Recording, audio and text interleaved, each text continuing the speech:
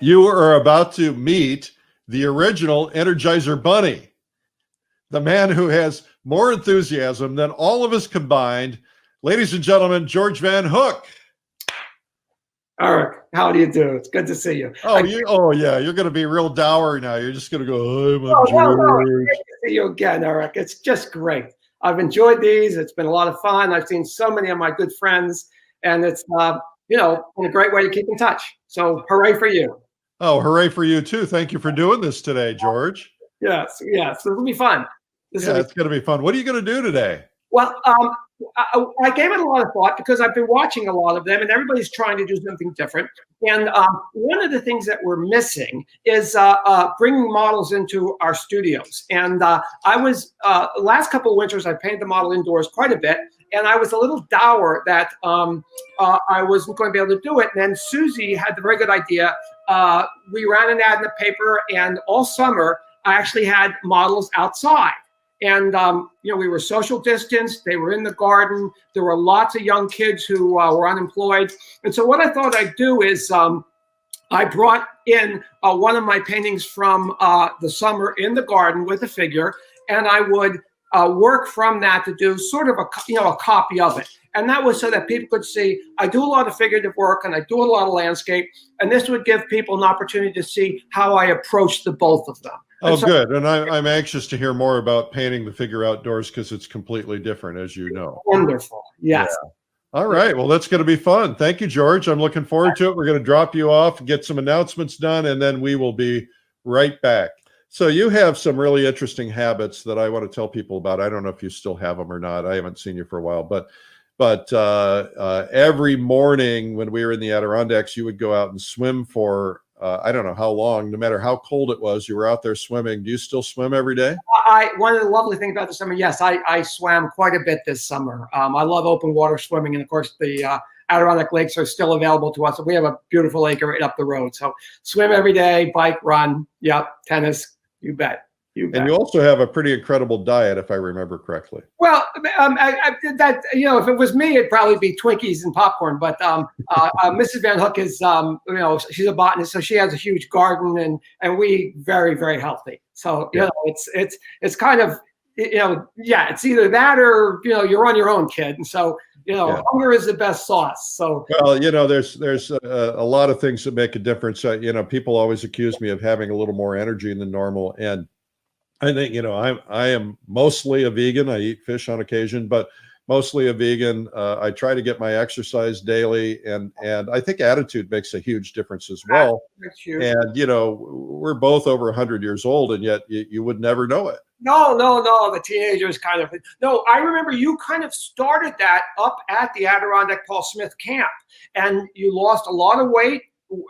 And suddenly you genuinely looked 15 years younger. And you told us then that it was a vegan diet and just a more exercise mix. Yeah, 16 years of that. Fantastic. And so, I think it helps. Well, nobody wants to hear about our diets, I suppose. But anyway, let's get you started because we want to give you as much time as possible. I'm going to put you on full screen here.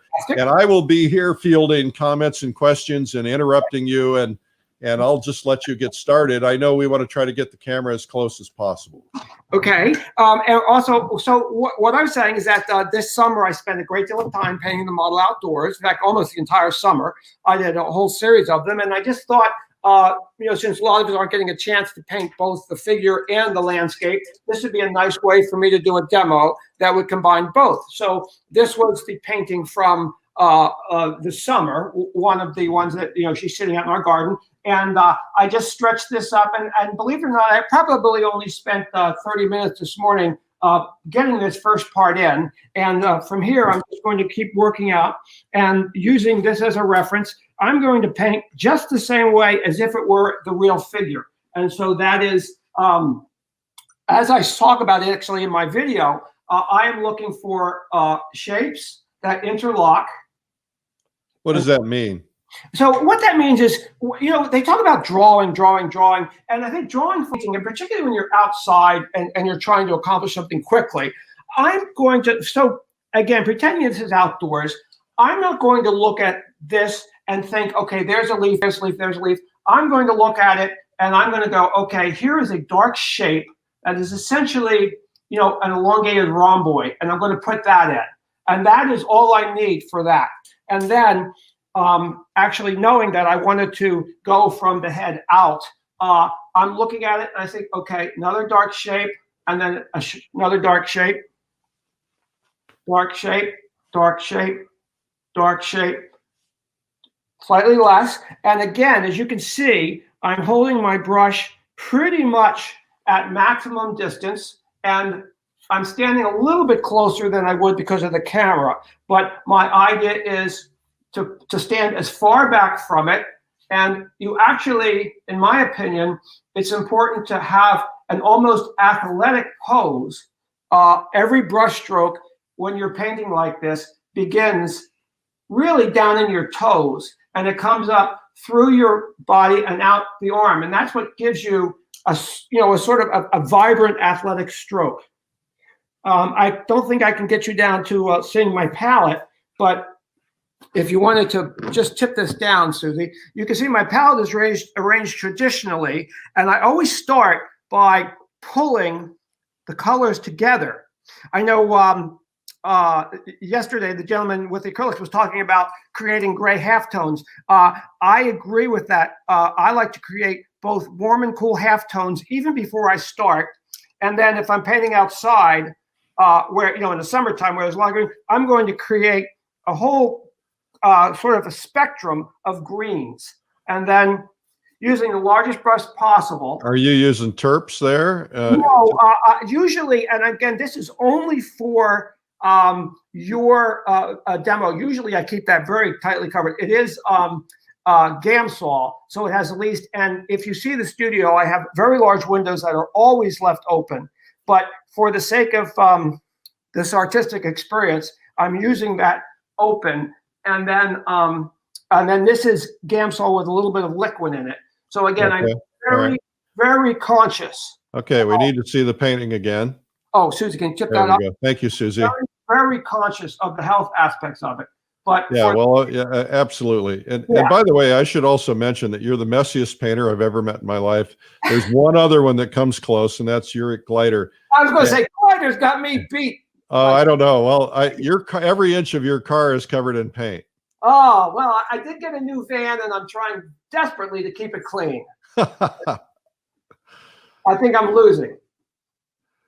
You know what they say, you have to break eggs to make an omelet. That's right. So even in this, okay, I am, again, I am simply looking for the shapes. Those large, and then what drawing is done is accomplished by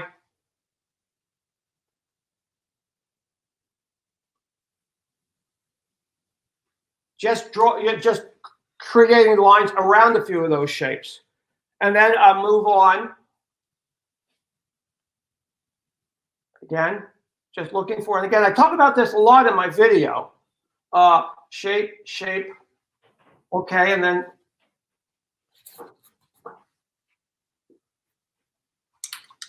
I like to work the whole canvas at once by going back and forth, back and forth. So I've done that. Now I'm going to swing down to here because this is balanced. How do you deal with the changing light when you're outdoors and you're working with a model? Yes. Okay. First of all, a tremendous amount of experience, having done it for, painted outside for, since I was 5 years old. Sisters so about 100 years now. Yeah, exactly. And, base 7. You learn to anticipate. The important thing when you're painting outdoors, whether it's a figure, you have to learn to anticipate. You know that the light is going to travel through about 30 degrees. And so you want to, if you're looking at a shadow, you're going to know, say the sun is going to rise and that shadow is going to disappear. You want to go and pick out the forms that are really important first and maybe get them down. Then I find that you'll have between 2.5 and 3 hours where the light is essentially stable enough that you can with anticipation you can paint it. After that, particularly if you're painting objects, it's probably moved around, and you want to go to a second painting. What I do to square that circle, of course, is in any given work days, particularly in the summertime, I'll have 3 or 4 paintings that I'll work on. Even with the models, I usually had a morning model that would come from 9 till noon, and then an afternoon model that would come from 1 till 4. And then I could just do touch up and things like that in the interim. Yeah, no, I have very rarely do I ever see an artist painting in a frame. Is that something you always do? It looks like that frame is covered in paint. Yes, this is a studio frame. It's actually in the 19th century. If you look at a lot of 19th century photographs, it was very common. So yes, I'm doing it here for 2 reasons. 1, to make sure that this is more stable for our demonstration. 2, it gives you a much better sense of exactly where the edges are and keeping things straight when you're doing a lot of drawing. And then what I like to do, regardless, is when a painting is almost finished and you can look around the studio, I always put a painting in a finished frame to do the final work, because it is amazing how much a frame changes the way you look at an actual painting. So it's a combination of, for this particular event, I wanted to make sure that this was stable. And this is a very heavy frame, and I've actually secured the painting into it. And then secondly, I wanted to be very aware of where the edges are. So it's giving me that. And then primarily, the most important reason is when you're finishing a painting, putting it in a frame lets you see it in a different way. And so that's basically it. And this I put into a frame just because, again, to hold it securely, but also to make it look good. That's a wonderful, I really love that painting. One of the things, by painting the figure almost every day for a fairly long time this summer, is my vision of what the figure is doing outdoors changed. And some of the early ones, could you pass me that painting, the one on the left? Just for example, this is one of the early ones done outdoors, and it's a pretty standard, she's reading a book and sitting there. But the more I worked, the more I sort of realized I wanted to achieve a sort of a Botticelli type concept of the Primavera, where the figure and the flower garden and the objects all become one. And so, influenced perhaps by Child Haslam and a little bit, the Botticelli thing. And I just really loved the way that this became almost a dreamlike quality. And, that's what working on the figure, every day for, 2 or 3 months lets you do. You suddenly, every one of us wants their vision to grow. And that let me achieve that. So.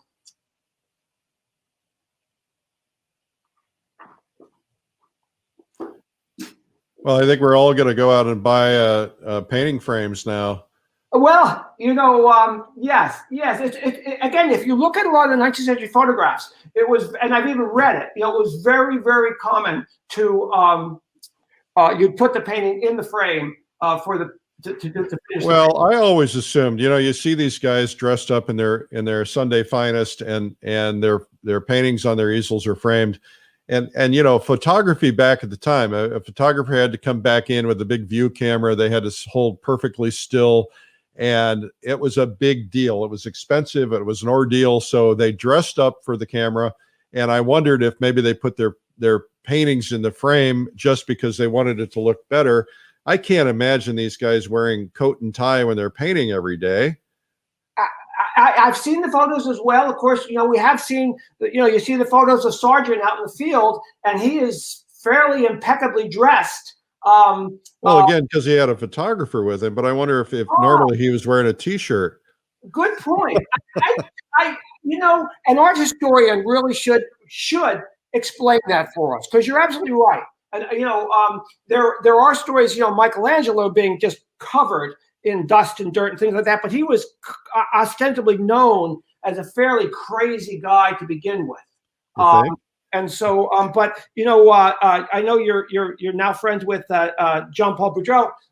He just posted a great little photograph of groupe painting, and of course, he had a chin to knee, a jacket, sort of vest thing that he wore to paint in. And of course, I remember seeing a photograph of Waymar Chase in something like that. So yeah, I don't know. I do think that's a very interesting thing for an art historian. I'll ask Peter Trippi to look into it. In the meanwhile, George, starting tomorrow, you're a lucky guy because starting tomorrow, I'm requiring all guests to be in coat and tie or formal attire of some sort. Well, I do want to let you know that I did put on a very nice shirt, and it doesn't even have paint on it. Well, it doesn't yet. Mrs. Van Hook asked me, she said, "What are you doing with that nice shirt?" And I said, "Well, after today, I'm moving this shirt over into my painting shirts. But I actually have a clean hat from Nanatuck, where we all get together in the summertime and paint up there with Mary Erickson. And of course, Don Demers is always up there with us and things." So yeah. By the way, I want to thank you for the introduction. You've just helped me get into a new gallery. I want to thank you for that. And we won't talk much about it, but it's Folly Cove. I mean, I don't want to do any advertising, but Eric, I am so pleased because one, it's going to be so much fun to have you there, and we may try to get together, and paint together. Yeah, we're actually working on an August date for all of us to get together. I've been plotting with them and helping them plan it. Fantastic. Yeah. JP, and he has access to some marvelous work from the. And he just got all these classics in. I know. Fabulous. It's going to be very exciting to be there. Another thing I wanted to alert you to specifically is a friend of mine purchased the Norman Rockwell place in West Arlington. Oh, you sent me a note about that. Yeah. And I paint there a lot. And a lot of the Rockwell models are ancient, but still alive. And the previous owner was a little bit of a idiosyncratic, to put it nicely. And they really didn't like to hang out with him. This new owner is incredibly open, and he basically has them all come and hang out there fairly often. And I just thought at some point, it'd be really fun to get a bunch of painters, and he's amenable to this. And there's housing there, and just up the road for any number of probably up to 100 people. I think, George, you're onto something. First off, it would be a huge publicity thing. I'm doing a project with the Norman Rockwell Museum. I thought you might. Yeah, I know them well, and I've met some of the Rockwell family.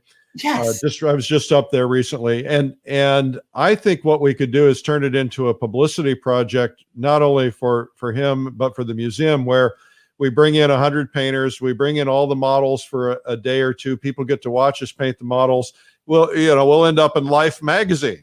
Absolutely, absolutely, because they are still, they're still alive.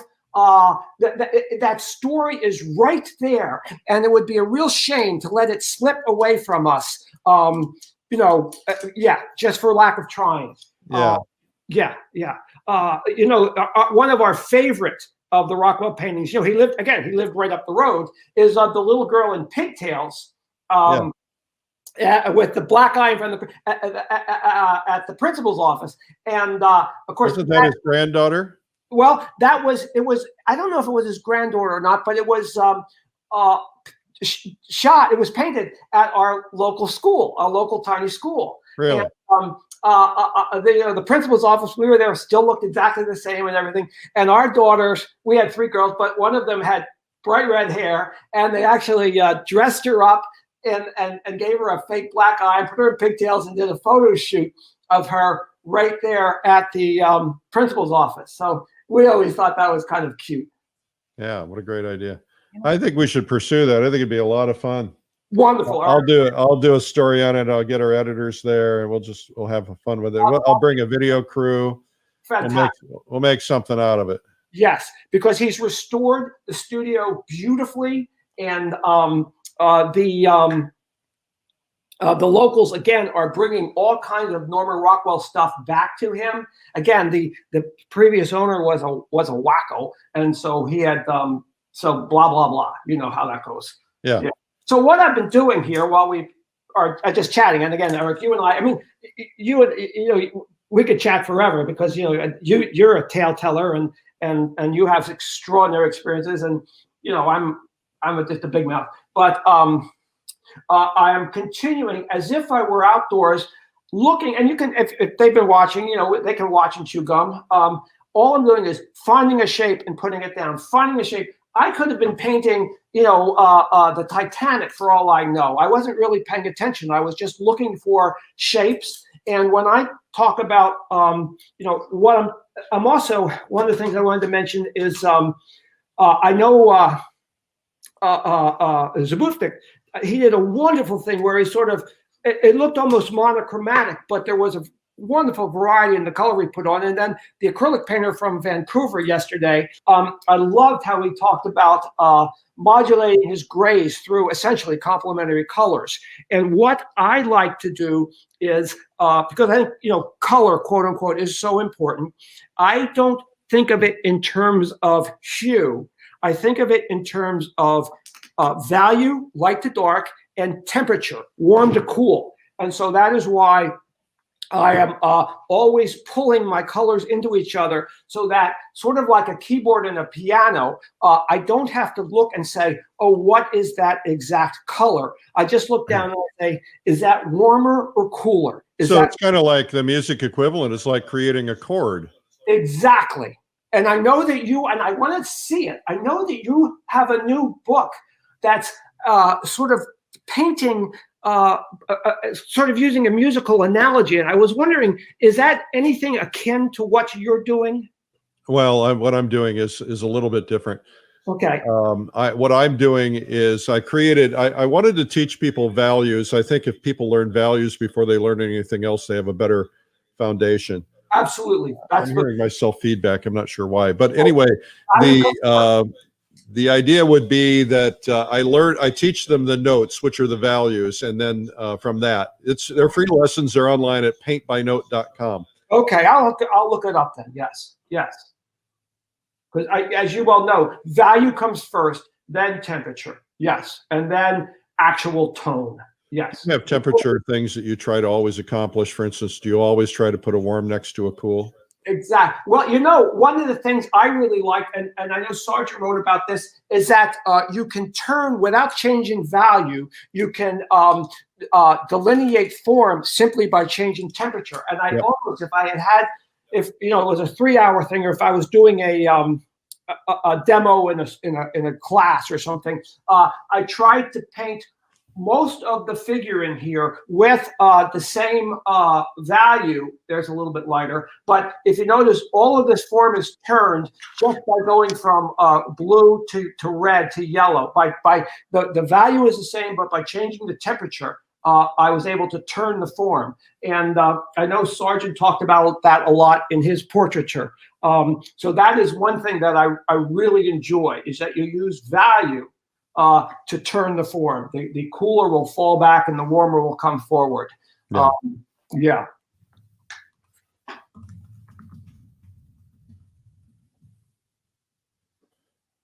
Well, people are loving this. Oh, well, that's great. I wanted to ask. Well, there's that one. There's one complaining that says, "Get him off screen right away." I'm joking. That's probably McVicker. Eric, your triplets entered college this year, right? Yes, sir. And is that okay? How are they doing there? Well, my Berkeley has 100% virtual classes. Okay. He's got some voluntary stuff on the side that he's doing that's in person. Yeah. Grace has one class in person, and Brady has all classes in person. So it's different for each one of them at different schools. Okay. Yep. And are they going to schools sort of down in Texas? Two are in Texas, one's in Arkansas. Okay. Yep. Good for them. Good. Yep. We have a lot of our peers' children are now entering college or some schooling like that, and it's just such a wide variety in what they're doing. Yeah. Three at once is a bit much. Eric, yes, yes, yes. I guess I should start asking for donations. God bless you, brother. Yeah, I mean, we put three wonderful, brilliant children through college. But then again, there's a whole string of banks throughout the Northeast that are, suffering from theft. So, no, but yeah. So we know what a challenge it is. But good for you. They're bright kids too. Whoa, yeah. Of course they are. Yeah, of course they are. I know. That's what I always said to everybody. Boy, we had a great mailman. I don't know if you can hear it, but again, we live in a very small town, a lovely little village, and the train tracks are right out back. Oh, I love it. There's a little train going by right now. I used to live next to train tracks. The train would come through every morning at 3 a.m, and I got to the point where I could set my watch to it. It was wonderful. Okay. Oh, gosh. But yeah, so here, I mean, one of the other things I love about, there's a lot. I'm always, as I say, steal everything, but I'm always, taking every idea I ever saw that I liked and trying to. And one of the things I like about the figure outdoors is that, the landscape is amorphous, and so it lets you sort of, pick and choose and edit extensively, and then when you combine the figure. Hey, quiet. I want to hear that horn. Oh, good. Throw the window open. Oh, it's not doing it again. No, okay. I love it. This just makes me feel so Norman Rockwell, Oh, yes. And as you know, this is a very small town. I mean, there's one traffic light, and I love that. Yeah. We live in a small town in upstate New York, and we're on a lake, but we go into the town, and it's so nice because you see people every day. Exactly. It's absolutely fabulous. Yeah. So we have a new viewer from Scotland. Hello, Scotland. Welcome. I see Egypt. I see Italy. Let's see who else I see. You guys got to tell me where you're from. That's why I asked this. So I can make it sound like people are watching from all over the world. George needs an audience around the world, so you guys need to speak up. Yes. Barbara says she was with one of Rockwell's grandsons home in Berkeley recently, and she saw 3 family paintings just a few weeks ago. Oh my goodness. Yeah. Wow. So I'm sure there's a lot of stuff that's never been published. Absolutely, yes. Yeah. And they say, I mean, the locals here say, oh, if a project was completed and it was sent off, he just gave the stuff away, the scraps, the thing, he just gave them to whoever was around. Yeah. They all have, and of course, that wonderful story about, I forget the name of the other illustrator that had the painting that he didn't want his wife to get, and so he built a false wall and hid the painting. What? Oh, this is a marvelous story. I can't recall what the painting was, although I've seen it. And to another one of the great life illustrators there, maybe Post. No, not Howard Powell. He gave him one of a very large, probably 48 by 48 painting. And Rockwell gave him one. Rockwell gave it to him, and he had a bad marriage, and he did not want his wife to get. So he made a very meticulous copy of it, and then he built a false wall in his house, and he put the original behind it and hung the false painting there for his wife to see. She got it in the divorce, and it went to the Norman Rockwell Museum in West Stockbridge. Okay, fast forward, 50 years, and they have it on display, and I saw it several times because we live nearby there, and I always was confused by it because while the middle part of it was very tightly rendered, as you moved to the outside, it became quite impressionistic, and I always thought, boy, that just doesn't really work. Well, someone bought the house, just recently, within the last decade, was doing renovations, discovered this bizarre wall, tore it down, and found the original. And maybe 7 or 8 years ago, they had an exhibition at West Stockbridge where they hung them side by side. Oh my! And the centers of them with the figures and all of that stuff were almost identical. It was an extraordinarily well done copy. But as you move to the outside, I remember specifically there were a whole bunch of fabrics with lots and lots of stripes in them. And of course, Rockwell painted them meticulously to the edge. And the other guy just kind of at the end just kind of went chuk, chuk, chuk, chuk, chuk. And so they hung the two of them side by side. And I should know, we can find out what exactly ended up, what was the end of it all. But, it is kind of an interesting story, Those illustrators. Was it Leyendecker? No, it was, there were Rockwell, and this is something that we'll explore more. I don't think Leyendecker had a wife, actually. Yeah, exactly. There were the two brothers, but they were his pals down in New Rochelle, and of course they were Rockwell, was an alcoholic down there, and partly because he hung out with a very, very, very fast crowd. And why was it that New Rochelle had become an illustrator capital? Everybody lived there. I assume because it was served by the train. You were 12 miles north of New York City. And so, you could do your work there. You were in the country. Okay, you could be at the country club. New Rochelle had, some very high-end country clubs. You could be part of the country club crowd, and you could get your work into New York City in a half an hour. Jump on the train and you'd walk your paintings into the art director.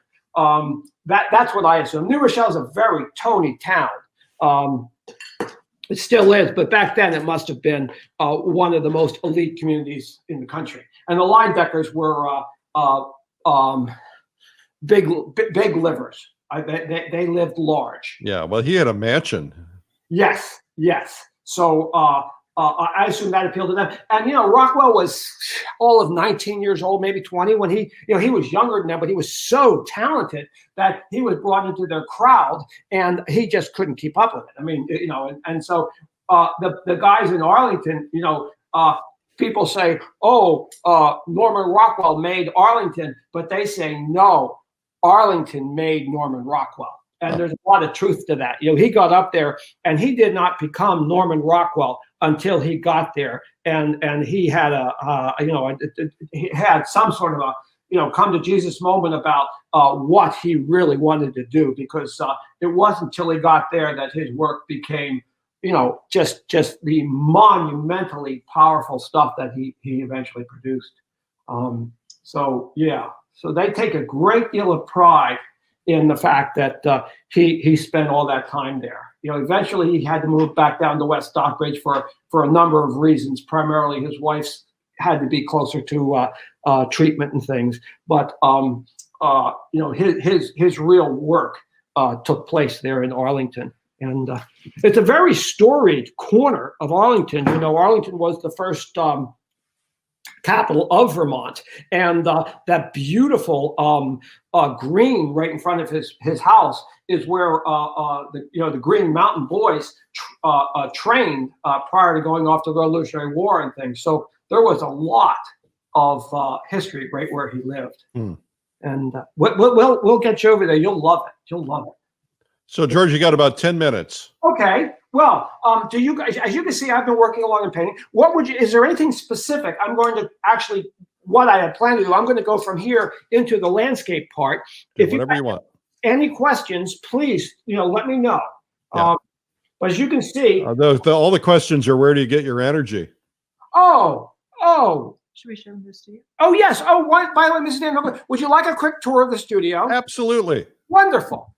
Mrs. Van Hook is going to be your tour guide, and I'd love for you to see some more sort of finished paintings. That's the one in the video. Yeah. Well, no, that's a very large one. That's actually similar to that.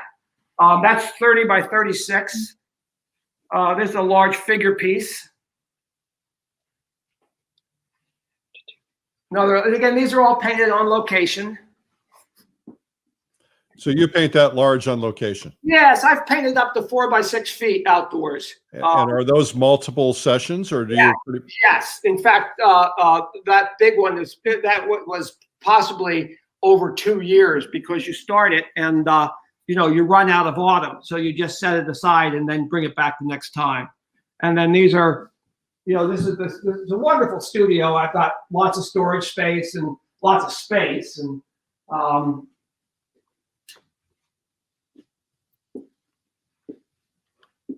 very nice.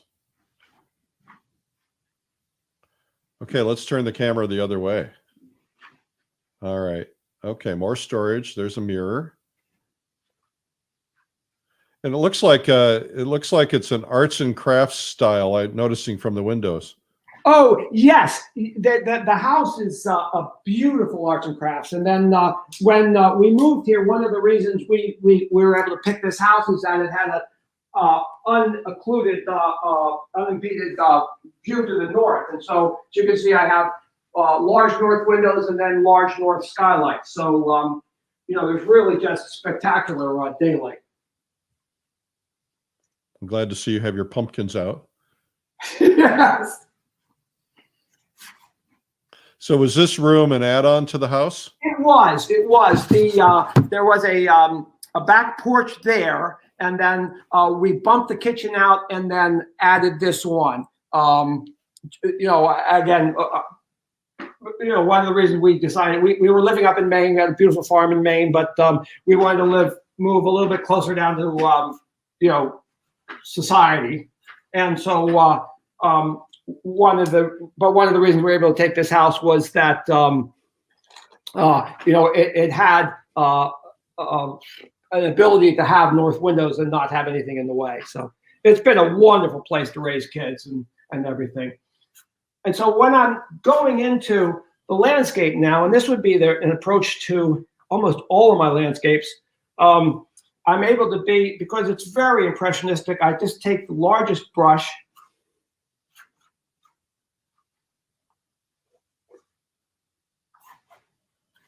and I'm trying to just create a color field down here. So this is... My tendency would be to want to just scumble and cover all that and then put color on top of it. Well, this is a fairly impressionistic, so I'm just getting the green in, and then over top of that, and again, like this painting was probably at least 4 sittings outdoors, probably 4 or 5, and I can remember just spending a full session just on creating this sort of color field where you're moving through the flowers to the background and then back up to the flowers. And this is where a fully loaded brush and a lot of paint will come in.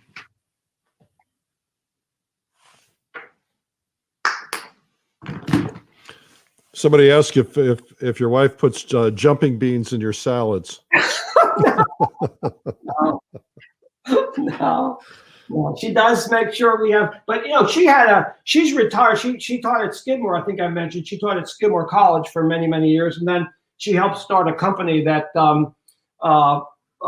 was, well, this is kind of technical, but she's helped start a science company down in Troy for 10 years, and then she retired from that. Just too many things to do, too many things. She said, I got too much stuff to do to work at a job, and we have 4 wonderful little grandkids, and so she's very busy with helping with town events and things like that. I mean, helping to run the politics. So she's 3 times busier than I am. I'm busy, but she's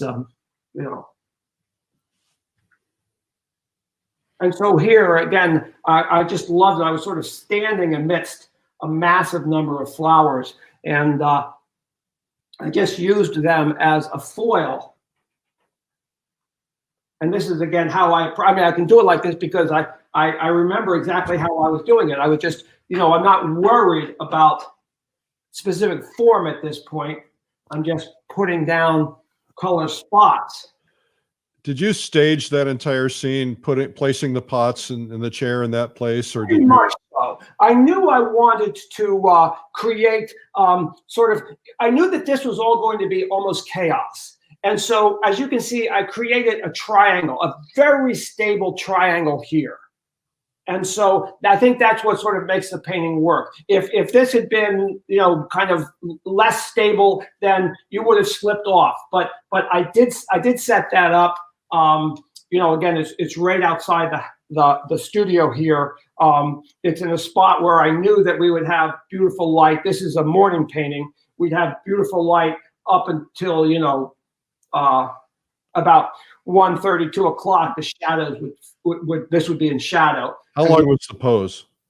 I could keep her. She was wonderful. This little girl. She was the salutatorian. I had both 6 feet tall. Yeah, I had both the valedictorian and the salutatorian working for me. So I figured, you know, I had to keep my mouth shut, which was very hard. But she would sit for. She was a trooper. She would sit for about 2.5 hours each day, and sometimes she would also come back. And she would be my model for the afternoon painting. In the backyard, we have a beautiful area of trees and lots of shade. And, you know, it can get pretty hot here in the summertime, so we try to go back there and work there in the shade in the afternoon for the afternoon painting. I think we need to do a video painting the model outdoors. Oh yes, Eric, it is thrilling. Yes, yes. You know, if you ever need anybody to help with that, give me a holler. But consider this your holler. Okay. This is how things get done around here. Sounds good to me, brother. Yes, yes. No, painting, it's so, again, as you know, Eric, I grew up on the figure, you know, and I spent all that time in Europe copying at the Louvre and things. And, you know, I always say, you know, the figure is the basis for Western art since the Renaissance. Even in, you know, landscape painting, you know, it's still predicated on knowing how to see form. You know, all the good landscape painters talk about seeing the form in the landscape. And so for me, the marriage of the figure, which I just simply adore, and the landscape is almost, you know, the apogee of aesthetics. How's that sound? It sounded a little hyper-fluent to me. Yeah. No, it's just, and you know, all the beautiful, one of the things I mean, I painted all of these at home, but, you know, I've painted the figure. I mean, you know, we were up for many, many years up on North Haven in Maine on the island. And, you know, I've done scores of paintings of the figure on the beach. When we're up in the Adirondacks, painting the figure by the lake or by the riverside. I know that that's a pretty, you know, standard way to approach it. So yes, I think the figure lends itself. And you know, one thing I never really painted, a little bit when we were out in Northern California, the figure. I would love to see someone approach painting the figure from life in an urban environment. You see a lot of, you know, people painting, but they tend to go to the photograph. I would like to see maybe Garen Baker or something like that, someone who's you know, more of an urban painter, painting the figure. So yes, there's so many, the figure lends itself to so many interpretations now. I know a lot of people are doing the Zoom figure classes, and I you know, it's sort of a necessary survival mode. Yes, exactly, survival mode. So I'm just hoping that, you know, and it's actually beneficial because it's opening. Oh God, I'm here holding all these brushes in my hand. I should get my brush clip out. But, yeah, shame on you. By the way, we need to stop. I've got several of them right back there. Hang on. I thought about that when you said, "Oh, I better get my brush clip out." That's right. Well, we need to stop, George. I'm going to have to cut you off. Fantastic. You know, you can see the way I approach it, and at this point, it's get paint on and get it in the right place. Oh, yeah. I think we're done. Well, that's terrific. Eric, great to see you, brother. George, it's great to see you. Thank you so much for doing this. Everybody's like loving this, and it's a lot of fun. Thank you to Mrs. Van Hook. Yep. You're welcome.